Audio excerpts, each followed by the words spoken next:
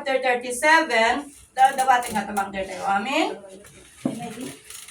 It is Psalms chapter 37, verses 3 to 7a. Kas dati nga aramidon tayo, agsisinublat tayo nga mga basa, tapos anda angot nga may isang versikulo. So basa dito yung verse 3. Ulit Psalms chapter 37, verse 3 to 7a. Nasa na kanyon? Okay. Verse 3, kasto iti panagpunana. Trust in the Lord and do good. Live in the land and cultivate faithfulness. Delight yourself also in the Lord, and He shall give you the desires of your heart. Commit your way to the Lord. Trust also in Him, and He will do it. He shall bring forth your righteousness as the light, and your justice as the noonday. Raise in the Lord and wait patiently for Him. Manakabalin kinindaklan unay nga Dios apoy tinagtitingan mi apoy tidaytoy nga oras nalpasan nga naibasa dagiti sa apoy titingami apo Dios dawati kadiken ka apo ti agtuloy nga panakikadami tinagtitingan mi apo agtuloy ka agtimad kada kami agtuloy ka apo magtrabaho iti kaunggan dagiti puso mi apo kabayatan nga dengdenggan mi dagiti nga saom dagiti saom isut giyam iti daytoy nga biag dagiti saom misut mang transform kada kami. Dagiti so misudat mang ilintag kada kami. Dagiti so misudat mang balbaliw kada kami apo Dios. Tapno na apo ikan mi kadi apo ti importansya ti panagdengag kadagiti sa iti daytoy nga gundaway. Ngag-focus kami ken ka apo iti daytoy nga oras. Nga dagiti puso mi kadi apo katadda nga naka-focus ken ka o Dios. Tapno na nyaman ti mensahe mi ti daytoy nga aldaw. At kadi apo nga si Papa kumbaba dagiti puso mi nga mangawat ama na santuan. Agtrabaho ka, apo tinagtitingaan mi. Bendisyon apo ti adipan mo, apo nga saram iti daytoy nga daw. Uray dagiti saom nga nalpas mon nga binindisyonan. May your more powerful anointing upon your words, so Father God. O Lord God, pang may saan na kami, apo, kat pagkikinawatan na kami, apo, iti daytoy nga daw. Kat apo, may tibalegi, apo, iti panagdengag mi, kadagiti sasam. Italap ko dagiti nga mensahe ken kaama na santuan. Italip ko amin nga lapayag nagdingeg. Amin nga puso nga pangikargan mi kadagiti saom. Ket maaramid apo. Ti pagayatam iti bihag mi ti daytoy nga aldaw. Agyaman kami ken ka. Italip ko dagiti nga saom. Itinagan ti Ama Anak ken ti Espiritu Santo. Amen. Mabalin tayo ti agtugaw kakabsat. Ket ti Paulo ti pakisarita kada kayo na pauluan. Wanting God's best. Isang bagay na pinakamahusay ng Dios. Iti biyag tayo nga literal kakabsat. Anya dadya ammo tayo nga napadasan tayo nga the best nga inaramid ni Apo Dios kada tayo. Bumangon ti agsapak at adaan tayo pala ang iti anges. Dakkel nga oportunidad tayo, the best nga ito ni Apo Dios kanya tayo diya. Inyapay kakabsat. Dahil the best nga naramid ni Apo Dios kada iti biyag tayo. Ipan nakaisalakan. The best nga naramid ni Apo Dios kada tayo. Iso dahil panangilapsot na kada tayo. Manipod iti lutlot ni basol. Nga babaan iti pabor king grasya na naadaan tayo iti barunga biyag. Dakkel nga best ni Apo Dios. Iso dahil iti the best ngay naramid ni Apo Dios kada tayo nga napadasan tayo mapadpadasan tayo agpapan kadagitoy nga alal daw. When it comes to the word best kunana, ibig sabihin is the highest quality. Di ngamin. No kunata di best ka talaga nga di the best nya. Di kapipintasan, kasasayaatan, nga kalidad no kumanubado, wenno sapatos. Iso nga tayo kat mahilig tayo nga agorder kadagiti di kalidad, di branded, nga bag, sapatos, kada abado, takayat tayo DJ best, nga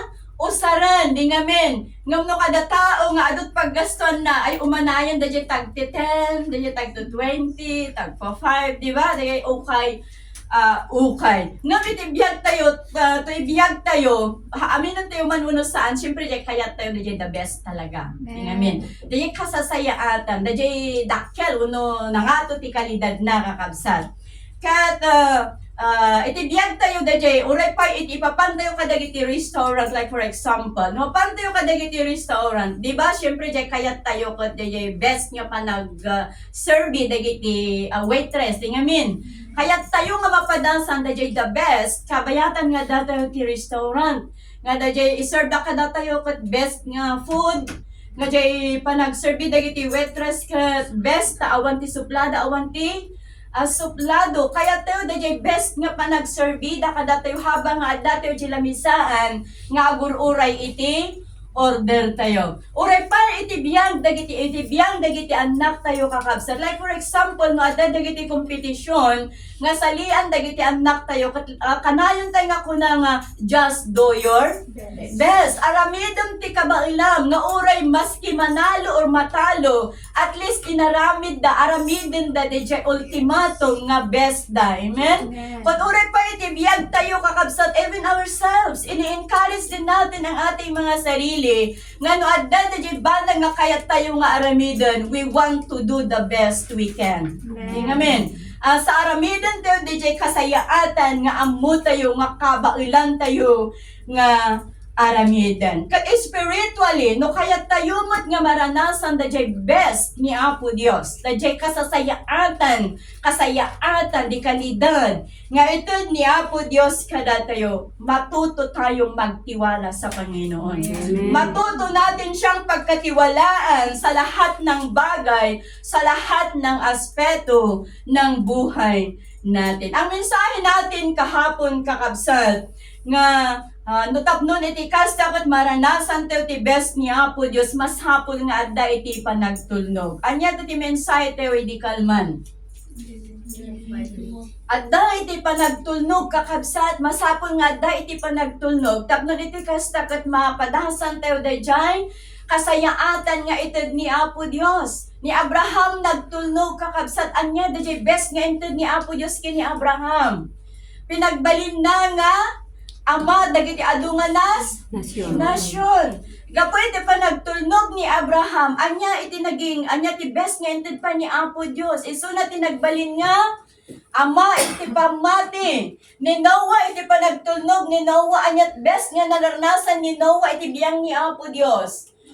Na isalakan ti bubuo nga pamilya na babaan iti layos. Kat no kastat aramidon tayo, adda dayjay panagtulnog kadagiti puso tayo, awan ti dua-dua kin awan ti rason, tapnon saan tayo met nga mapadasan, tinapadasan ni Abraham, napadasan ni Noah, napadasan ni David, napadasan ni Joshua, kinapadasan ni Gideon. So, kuno kayat tayo nga nga mapadasan nga agtultuloy, dayjay the best ni Apo Dios itibiyag tayo, may mga rule po tayong dapat sundin. Okay? So, what are those responsibility in claiming God's best in our life? Tapnon iti kas takot agtultuloy nga mapadasan tayo dayjay kasasayaatan nga ipaay ni Apo Dios kada tayo. According to our passage, we must delight ourselves to the Lord. Amen? We must delight ourselves to the Lord. Dayjay passage nga binasa tayo kakabsat, kat saan nga kari ni Apo Dios dayay, tapnon iti kasakat nga ited na amin dagiti so amin nga kayat tayo. Amen? Saan na nga inkari nga ited na amin dayjay kayat tayo. Ngam ti promise na dito'y kakabsat. But it is a promise that as we seek God with all our heart and delight in Him in His presence, then He promised to fill our heart's desire because we will want what He wants. Yeah?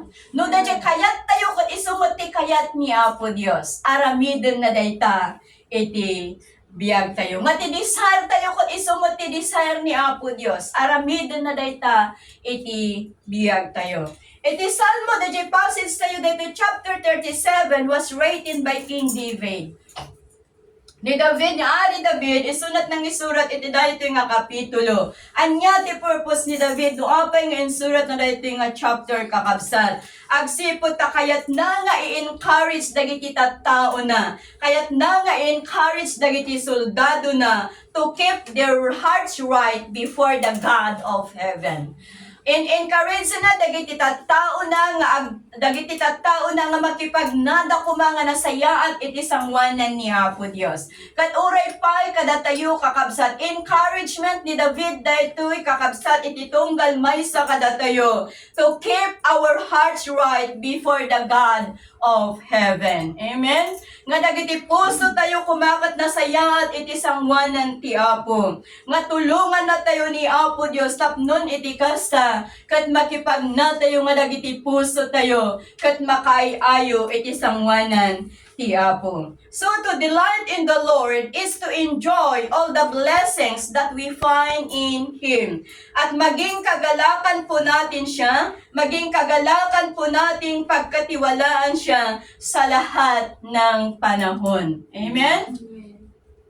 Kaya't yung ba nga pagkatiwalaan ni Apo Diyos sa lahat ng panahon sa ating mga buhay. Amen. Sa oras na matutunan po natin ang lubusang pagtitiwala sa Diyos at pagsuko sa Kanyang kalooban, siya na mismo ang magbibigay ng kagustuhan ng atin pong mga puso. So, no makita ni Apo Diyos, nga dagiti desire ti puso tayo, isut aramidon na, agsipo talaga desire tayo, kat isumot da dyan, kayat ni Apo Diyos. Ang kagustuhan po natin ay hindi taliwas sa kagustuhan ng Panginoon. So, as we enjoy God's blessing, dapat po natin, dapat is God is our priority. Tapno nitikas dapat ma-enjoy tayo ng ating bendisyon ni Apo Diyos sa atin pong mga buhay. God is our top priority. Dapat siya ang una, hindi huli. Amen? So as Christians, we should rejoice in the Lord and spend more time in His presence, and for that, our hearts truly find peace and fulfillment in Him. So nga tapno no, agtultuloy nga mapadasan tayo da best ni Apo Diyos itibiyag tayo, we must delight ourselves to the Lord. May kadwa nga aramidon tayo tapno iti kasta kat agtultuloy nga mapadasan tayo the best ni Apo Diyos. Let us commit our ways unto God. Verse 5 ko na, commit your ways to the Lord, trust also in Him, and He will do it. So David tells us to be committed to God, including our trust, which is the essence of faith. Kung nakiti na palabas nga ti panagtalag, kat kakuy-kuyog na iti pamati. Iso ti panagtalag kat bunga iti pamati nga saan nga mabalin nga kuna tayo nga patyan tayo ni Apo Diyos ngam awan ti panagtalag tayo ken kuana. Saan mo't nga mabalin nga agtalag tayo ken ni Apo Diyos ngam saan tayo mo't nga patyan dajay kina Diyos na. Iso nga dajay panagtalag ken pamati kat agkuy-kuyog madadayaw ti Apo. So commit our ways unto the Lord. Ibig sabihin ilagak po natin sa Panginoon ang ating mga hakbangin. Our way to Him. Every thought we have, the desire we possess, the word we speak, everything we write, everything we do, every decision we make, and every prayer we pray. Lahat po ito mga kapatid ay dapat po nating ilagak sa ating Panginoong Diyos. I-commit tayo kini Apo Diyos. No anya ti pagayatan na kadagitoy.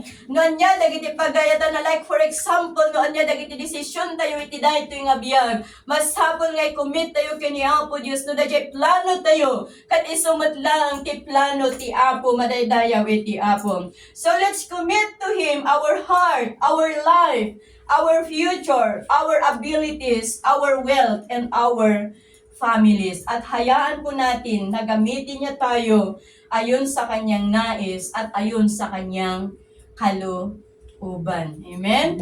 So, i-commit tayo amin, dagiti amin tayo kini Apo Dios, and let's allow Him to change us, na baguhin ang bawat aspeto ng buhay po natin, spiritual, literal, physical, at hayaan po natin na baguhin niya ang ating will, at ang maging will niya ang ating susundin. Baguhin niya ang ating mga will, nang sa ganon, ang will niya ang maging will din po natin. Amen? So, let's commit everything to God. Let's commit our ways unto God. At ipasako po natin sa lahat sa Diyos ang atin pong mga hakbangin sa bawat araw sa atin pong mga buhay. Pangatlo na dapat po natin gawin upang maranasan po natin ang best ng ating Panginoong Diyos is trust in Him. Amo tayo nga iti ni Apo Dios kat isukong kuna tayo nga God is all-knowing God. Amen. Our God is all-knowing God. Kat no God is all-knowing God, kaya't nang sa awan ti banag nga saan nga amo ni Apo Dios iti biyag tayo. Amo na DJ panunod tayo, amo na DJ linaon ti puso tayo, amo na He knows us better than we know ourselves. Amen? Di ba uray pa iti buok tayo kakabsat, amo na iti bilang na dayta awan, iti anyaman nga saan na amo nga everything God knows. Isungar nga po natin nga God is all-knowing God. And dahil He is our all-knowing God, dapat pasakop tayo sa Kanya. Ipasakop tayo, dagiti biyag tayo, katagtalag tayo kenkwana, at sapat dahil hindi sapat ang sarili nating kakayanan para sa mga bagay ng atin pong mga buhay. So trusting God, ibig sabihin na tayo ay maniwala na siya ang maaasahan sa bawat sandali ng ating pong mga buhay. Ang mga kaibigan natin mahirap pagkatiwalaan. Di amin? Ang mga kapatid din natin mahirap din pagkatiwalaan. Only God is trustworthy. Only God is reliable. Amen? Siya lang ang maaasahan sa bawat sandali ng ating pong mga buhay. Siya lang ang mapagkakatiwalaan sa bawat aspeto ng ating mga buhay.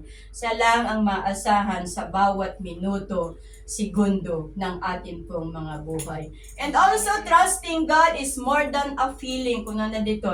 It's a choice to have faith in what He says and obeying Him even when it's difficult.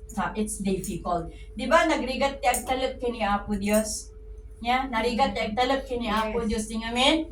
Nang runa no adda tayo iti kangitingitan iti problema. Lalo na no adda tayo iti kangitingitan iti padas iti biyag. Kas langan narigat ti agtalot. Ngam awan ti narigat kas kunak idikalman. Awan ti narigat kini Apo Dios. Daiso dayta ti kababalin de Dios nga pagserserbian tayo. Nga awan ti imposible ken kuana. Kat awan ti narigat ken kuana. Amin nga banag maaramidan na kadagiti banbanag nga amin nga banag maaramidan na nulakit pagayatan na madaydayaw iti Apo. Idibiyang tayo nga tao, kadagiti kakabsat tayo kapag pinagkakatiwalaan po natin ang isa, di ba we feel comfortable. No dijek gayem tayo kat adda iti talop tayo ken kuana ura yung dagiti secrets tayo kat maibaga tayo di ngamin. How much more nga hantayo nga pagkatiwalaan ni Apo Dios, di ba? How much more nga saan nga ni Apo Dios ti pangibagaan tayo kadagiti problema tayo. How much more nga saan nga ni Apo Dios ti pagtalgedan tayo kakabsan. No mabalin tayo ti agtalop iti pada tayo nga tao. Nang nangruna kuma nga agtalop tayo ken ni Apo Dios. Dios dayta nga makaammo kadagiti suamin nga banbanag. Dios dayta kalman, itakin iti agnanayon, isu na lang ti matalog, iti biyag tayo, iti tiyempo ti namay, iti tiyempo ti ragsak, iti tiyempo ti rigat, iti tiyempo kadag iti amin nga mapadpadasan tayo, nila ang Apo Dios ti matalog, madaydayaw, iti Apo. Isu nga sursurwon tayo, kat numakano kaya tayo nga mapadasan, iti best ni Apo Dios, iti biyag tayo, sursurwon tayo, ti agtalog, ken ni Apo Dios, kakabsat. Amen? Sursurwon tayo nga italog amin, dagiti adda kada tayo, nga sursurwon tayo nga saan nga agdwa-dwa, kadagiti banbanag nga dadakkel kinakaskas daaw, nga aramidon ti Apo, iti biyag tayo madaydayaw ti Dios. May kadwa nga ramidon tayo tapnon maikapat, tapnon mapadasan tayo the best ni Apo Dios according to our passage is raised in Him. Ibig sabihin, hanya dadya rest dito nga kung kunana ka dadya agibanlog tayo, nya? Mas hapol nga agi na banlugak, mas hapol nga agi na naa. Nung di rest in Him, dito ibig sabihin, to let go of our burdens, to let go of our worries. Kat itad tayo kini, Apo Dios, kunanay jay Matthew 11:28, anya kunanay jay, come to me all who are weary, and I will give you rest. Okay, no mabanbanugan tayo nga po kadagiti nagdudu mga padas nga masagsagrap tayo, no dagiti biyag tayo kot mariknanan iti bannog gapo kadagiti adu nga problema. Itad tayo kay ni Apo Dios dagita nga pakadagsinan. Itad tayo kay ni Apo Dios dagita nga problema. Itad tayo kay ni Apo Dios na kitang sagsagubanit tayo kakabsat kat ni Apo Dios ti mga wit madaydayaw ti Apo. Tapnon iti kasta marikna tayo dajay kapya, marikna tayo dajay talna, marikna tayo dajay ragsak, manipod iti biyag tayo madaydayaw iti Dios. David reminded us that God is ultimately in control. Na anuman ang kalagayan natin, may sakit, adaman ti sakit tayo ni awan, ni Apo Dios ti mangikon control, kadagiti so amin nga banbanag madaydayaw ti Apo. God's promises is true. God's promises are yes and amen. Amen? Yes and amen ti kari ni Apo Dios. Isu nga itad tayo amin dagiti pakadagsinan tayo dagiti problema tayo kat ni Apo Dios iti mga win. Amen?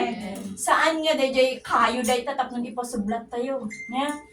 Saan nga literal nga itid tayo kay ni Apo Dios. But in our hearts, itid tayo kay ni Apo Dios dagiti nyaman nga problema tayo. Apo, madagsenanak laonan iti kasasaad ko. Isuko kun ken ka, itid ko ken ka, ikumit ko ken kan, kutsikan ti mga wit. Amen?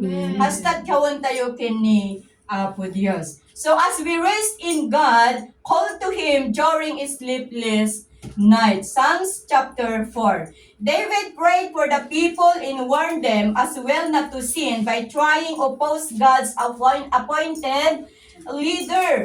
Trust God with our future. Psalms chapter 16 verses 1 and 2, verse 7 and 11. In God's hands there is security. He is the ultimate source of our good in our lives. So maruno, allow Him to lead us. Psalms 23. God